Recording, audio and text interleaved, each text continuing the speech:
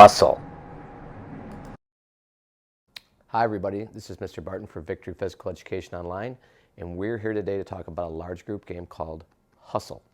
Now Hustle is a great game for throwing and catching. It's also really good for team building and sportsmanship. So what you're going to need for this game is you're going to need 2 rings, all right?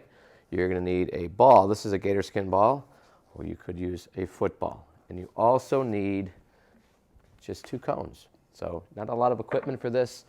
And the setup is as follows. You take that ring with the ball and you put it on the center line, and you need 2 balls. Use different colors, so 1 red, maybe 1 green. And you also need 2 cones, and they're strategically placed in a certain spot. You will also need to put 2 taped lines on the sides over here along the baseline and 1 along the sideline. That helps identify where kids are supposed to start. So what I do is, obviously this is the X's versus the O's, and the object of this game is usually, I say, the first one to 21 points. You score points by catching the ball, making a good throw, and having your team catch the ball, and also you get a point for the hustle point, which I'll explain here in a second. So you can see the setup, and what I do is I divide the teams into 2 groups, and I put the X's on one side, and they're standing in the corner, and there are 2 lines. There is a thrower line, and there is a catcher line. All right? So what happens here is I control the pace of this game, and I let them know that throwers, when I blow the whistle, okay, it's the throwers go. All right? So these would be the throwers down here, throwers over here. When I blow the whistle, a thrower would jog out, or run out, sprint out, to pick up the ball, all right, that gator skin ball or that football. When that thrower gets to the ball, that's when the catcher goes. So I make sure to let them know that when I blow the whistle, it's for the throwers, not the catchers, and I encourage them to help their teammates remember that. Catchers, when that person picks up the ball, that catcher then starts to move, okay, to that cone. And in between that line where they started and the cone, that's where that pass is completed. So the thrower would pick up the ball, and they would throw that ball to the catcher. The catcher would catch it, hopefully. If they catch it, they get a point.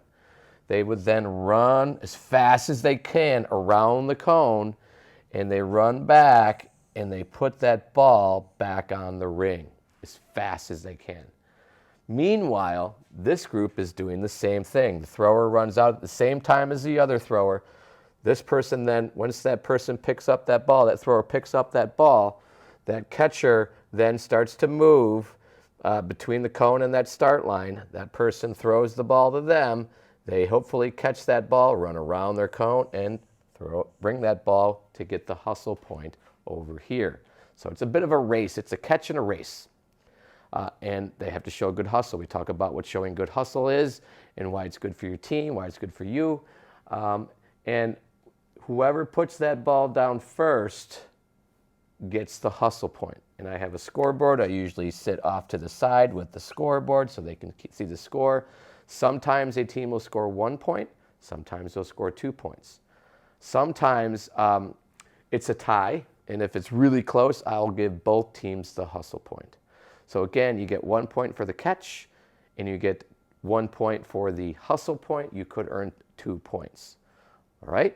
So the name of the game is called Hustle. Oh, I also try to encourage that when students get back to the line, the thrower would go to the end of the catcher line, and the catcher would go to the end of the thrower line. So they're getting a chance to do both things, throwing and catching. That is important. Make sure that the kids also, when they go back, whether or not they caught the ball or got the hustle point, make sure they work on making sure they high-five that person when they come back. We talk about what do you say to a person who maybe caught the ball, what do you say to a person who maybe dropped the ball to encourage them for next time. So we work on sportsmanship in this as well. This is a fun game, and what you're going to see is you're going to see this game in action. So stay tuned, and as always, thanks for watching.